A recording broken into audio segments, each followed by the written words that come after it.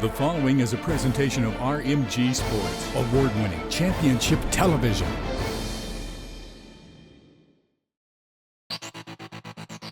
This week on Chase to the Checkered, the USAR Hooters Pro Cup Series makes its second of 4 stops at Jennerstown Speedway. And you know what that means. Well, yeah, but you know there was some racing going on too, and it was pretty darn good. Plus, the local late model drivers were in action in the Naturally Fresh Late Model Challenge Series. So thanks for dropping in, race fans. Chase to the Checkered starts now. Hi, we're the Hooters girls from Monroeville. Race fans, start your engines!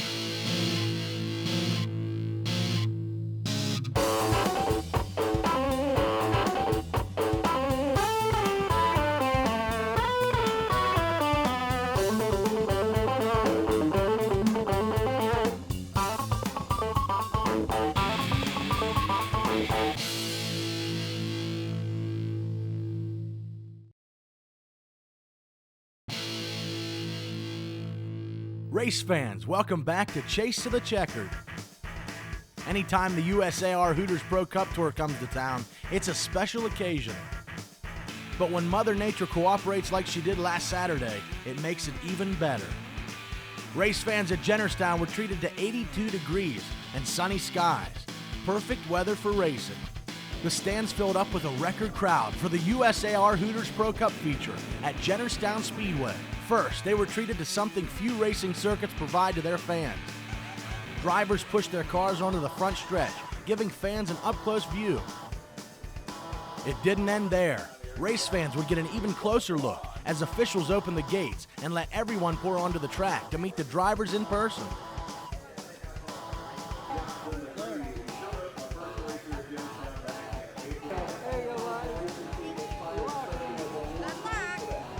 Think it can't get any better? Think again. There were Pittsburgh Steelers standing with some of the drivers, giving autographs and shaking hands with fans of all ages. There's Steeler All-Pro linebacker Kendrell Bell. That guy's mean on the field, but he was great to all of our fans at Jennerstown. There were some other drivers people knew. There's Eric Corbett. He used to come up from Hagerstown, Maryland to race here at Jennerstown, but now he's a rookie behind the wheel of the number 75 Carrier, Larry & Son Incorporated Ford. He finished 5th here in April at the last USAR Hooters Pro Cup feature. That's where Eric was starting from in this race. There's Jeff Dunmeyer. He's from right down the road in Friedens, PA. He's racing for Bruning Motorsports in the familiar number 07. He was a 3-time late model points champ here at Jennerstown. He finished 11th here in April and would start in the 24th position today. It's going to be a good race car for during the race, so I think we'll be all right till the end of the race. If we can keep the fenders on it, we'll be up front somewhere. Get here where you know everybody. It's just like you say, just like being at home. Wimber's Robbie Marhefka was back in the number 85. Back in April, he finished a disappointing 39th out of 41 cars. He was hoping to move up through the pack. It would be easier this time. He qualified 9th.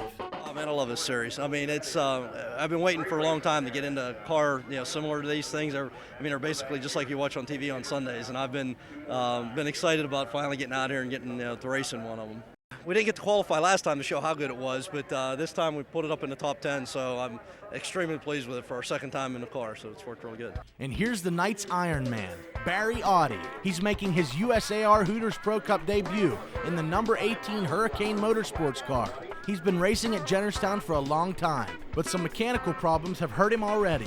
We had a problem in qualifying. The right front shock broke off, so that really screwed our qualifying up. And they left us put a shock on, but now we have to start last, so it's going to be a long day today. We were like 10th quickest in the first practice, so I think we were pretty close. Just now that the shock broke off, the shock couldn't have broke off in practice. It had to break off in qualifying. Right. So now let's check out some faces you may not know, but you should. Here's the pole sitter, number 01, Marty Lindley. He won the last USAR Hooters Pro Cup Series feature at Jennerstown in April. Now he's sitting on the pole with a chance to make it 2 in a row in the Laurel Highlands. It's going to be a little tougher this race. People like Brian Ross and some more people's a lot faster than they used to be. So we're going to win this race. We're going to have to earn it tonight. It'd be big if we won here. Still 7 or 8 races left. We need to try to catch Brian. We've had some awful bad luck here lately. hadn't been able to finish here. Had a lot of races won, I thought, but just couldn't make it to the finish. But maybe if we can finish at 250 tonight, we'll be awful tough to beat. Brian Ross in the number 42 car was leading in the USAR Hooters Pro Cup's Northeastern Division point standings at the start of this race.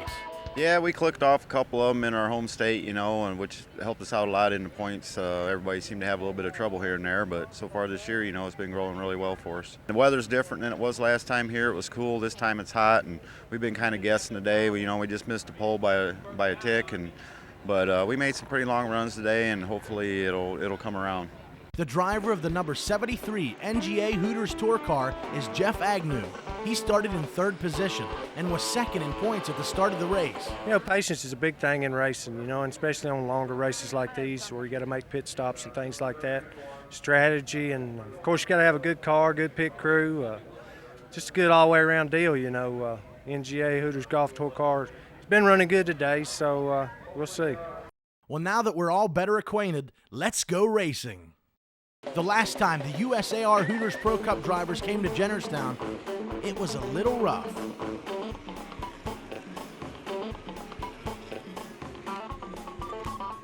Would we see the same in this race? We'll take you from green to checkered when we come back. We've got all the thrills, spills, and a hair-raising moment that every driver dreads. This and much more when Chase to the Checkered continues.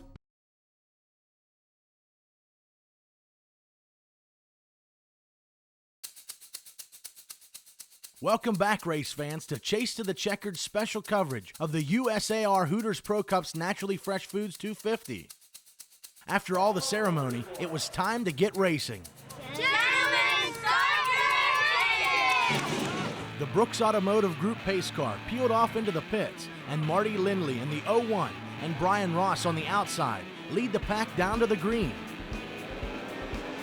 The Naturally Fresh Foods 250 was underway.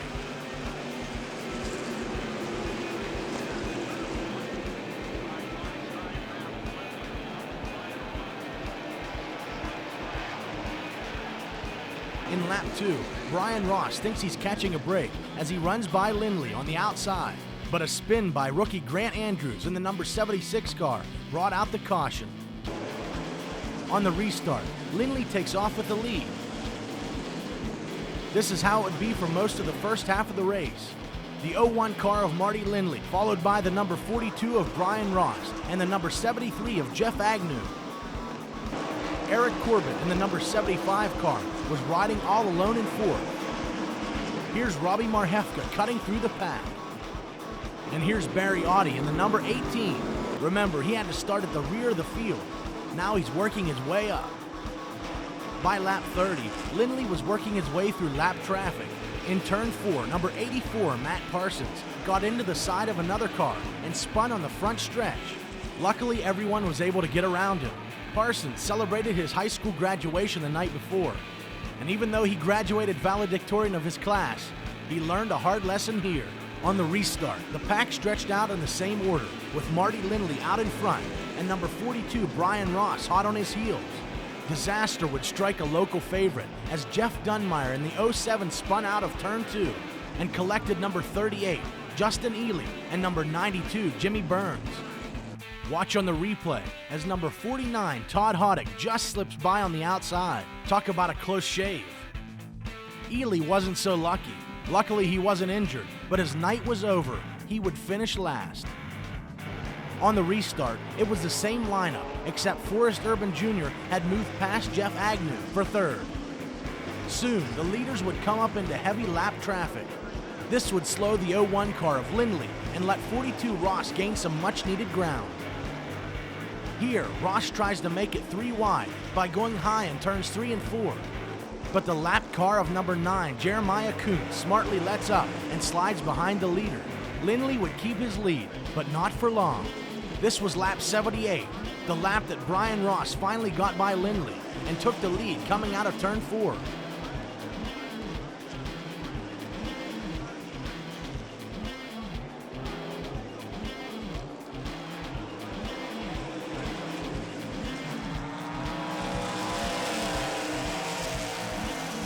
In lap 94, a spin by number 97, Danny Salmons, slowed the pace back down and allowed the pack to bunch back up.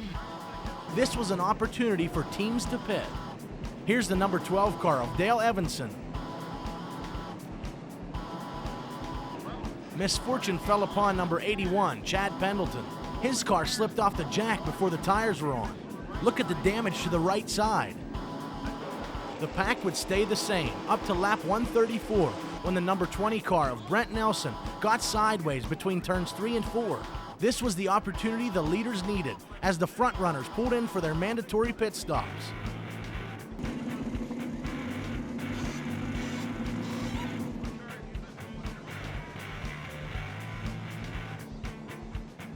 Number 73, Jeff Agnew, was first out of the pits. This would prove to be critical.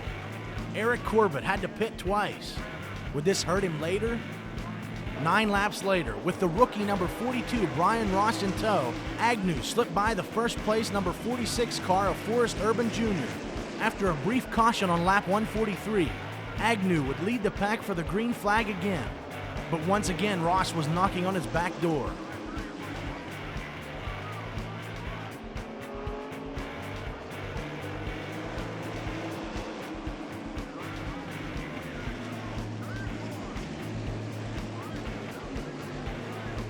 On lap 152, a spin involving number 15, Jeff Oakley, and number 84, Matt Parsons, brought out the yellow.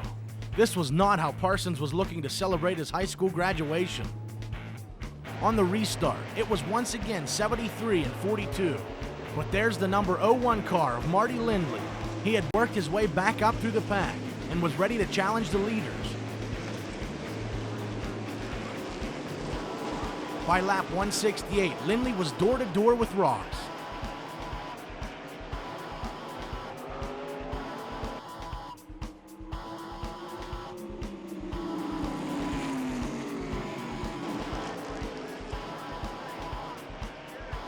And he gets by him in turn 4. One down, one more to go for the 01.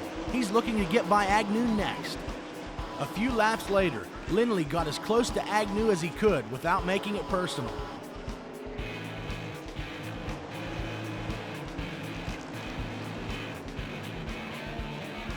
Then, on turn 2, he made his move going on the outside.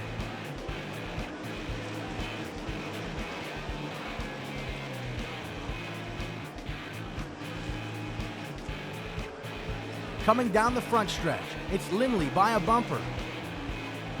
The 01 had retaken the lead, and just as Lindley was going to make it official and get by Agnew, yep, you guessed it, a caution. Number 94, Chris Limerick, had spun coming out of 2. Everyone would line back up. On the restart, it was Agnew in front, with Lindley trying once again to catch up to the 73. On lap 180, turn 1 was ablaze as the number 10 car of Dale DeLozier was on fire after making contact with Chad Pendleton in the retaining wall. Jennerstown Fire Department and EMTs were on the scene in seconds, but DeLozier was still in the burning car. The crowd held its breath in anticipation as the fire extinguishers doused the reigniting flames. There's DeLozier. They have him out and are escorting him to the ambulance for a checkup. He's a little woozy, but he's okay. The pack was under a red flag, waiting for the wreck in turn 1 to be cleared up. There's Chad Pendleton's Dodge against the wall between 1 and 2. He's all right too, but his night's over. On the restart, it was once again Jeff Agnew and Marty Lindley fighting for the top spot. Lindley would try on the outside again. It worked before, but Agnew shut the door on him this time. Eric Corbett had worked his way through the pack and passed number 14, Charlie Ford, for fourth on lap 193. After a brief caution at lap 205, it was a familiar sight as Agnew pulled out in front with Lindley in second. But Eric Corbett would have to fight off number 46, Forrest Urban Jr. for fourth. On lap 219, number 42, Brian Ross, got loose and Urban slid right by. Then on lap 233, Tim Bainey Jr. made contact and lost a tire in the process. From lap 238 on, It was a shootout with the top 5 drivers pulling ahead and spreading out. That's all Jeff Agnew needed, and he would go on to win the Naturally Fresh Foods 250 at Jennerstown. The car seemed to get better and better as the sun went down over here, and we just kind of stayed with our game plan, and the car come through for us in the end there. I think maybe Marty and Brian and them guys got a little bit too free or something, but I'm tickled to death for this team. We've struggled pretty hard so far this year, and we ended up winning Holland last week, and now here at Jennerstown, so can't say enough about them. Agnew, Lindley, and Ross were followed by local favorite Eric Corbett and number 14 Charlie Ford in the top 5. Philip Rondo, Roger Blackstock, Forrest Urban Jr., Sam Falone, and Wimber's Robbie Marhefka round out the top 10. Jeff Dunmeyer finished a respectable 12th after the early race spin. Barry Audie's performance was equally impressive. He started dead last, but finished 17th.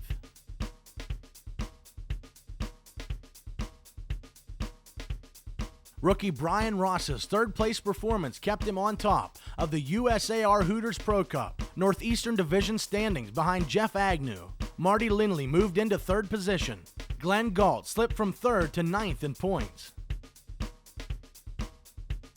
Where are the local favorites in the points? Eric Corbett moved up from 30th to 24th position with an impressive 4th-place finish. Jeff Dunmeyer moved from 31st to 28th position, while Robbie Marhefka moved up from 47th to 41st. Barry Audie's first USAR Hooters Pro Cup finish placed him in 44th position in points. The USAR Hooters Pro Cup returns to Jennerstown Speedway on August 3rd. Coming up next on Chase to the Checkered. The action isn't over yet. We still have 50 laps of the Naturally Fresh Foods Challenge Series as local late model drivers battle for points and position. Plus, we'll take a look at what is coming up tonight and next Saturday at Jennerstown Speedway. All this when we come back to Chase to the Checkered.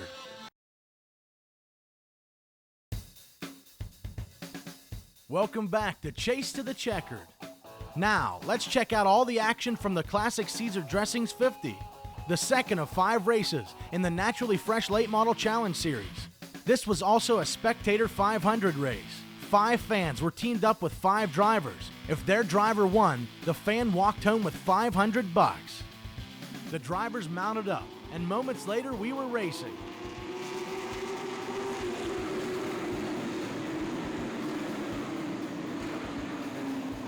The familiar face of Neil Brown in the number 98 car was out in front early, but the number 10 of Logan Dernoshik was right on his bumper. There's Barry Audie in the number 75 Daniel Schaefer's car, fighting it out with number 11 Bobby Henry for 4th. Audie raced in the USAR Hooters Pro Cup race earlier in the evening. He would do 300 laps around Jennerstown tonight. Henry would then start to challenge Smith for 3rd. But Smith would shake him off and challenge Dernoshek for 2nd. On lap 28, Smith took 2nd. On lap 30, Chris Lester in the number 69 spun out of turn 2, and number 15, John Greenewald, had nowhere to go. On the restart, Smith had the outside line on Brown, but turn 1 turned into a blender as Smith got tangled up with 4 other cars, including number 25, Rick Miller, and number 91, Tommy Beck. The restart had the number 10 car of Logan Dernoshik on the outside of Brown, but as the pack went through turn 1, Smith found more trouble. This time, number 7, Chris Angelicchio, and number 96, Mark Poole, joined him in the wall. Smith had had enough. I think we had him covered this week, and I guess Neil, he didn't want to let me around there. He got a little rammy, and then we started from the back. I think we was going to be all right, and we started passing them down the front stretch, ran in there, and everybody was sideways and didn't have nowhere to go, so just stuffed it up into the wall there. On the restart, 98 and 10 took off with the lead. This time, Brown chose the outside groove. It looked like the remainder of the race was going to be caution-free. But as the leaders came into lap traffic with only a lap to go, number 10, Logan Dernoshik, got into the back of Neil Brown, causing a spin in turn 2. We would go with a green-white checkered finish, with Mark Catone and Barry Audie out in front. Catone would hold Barry Audie off and win the Classic Caesar Dressings 50.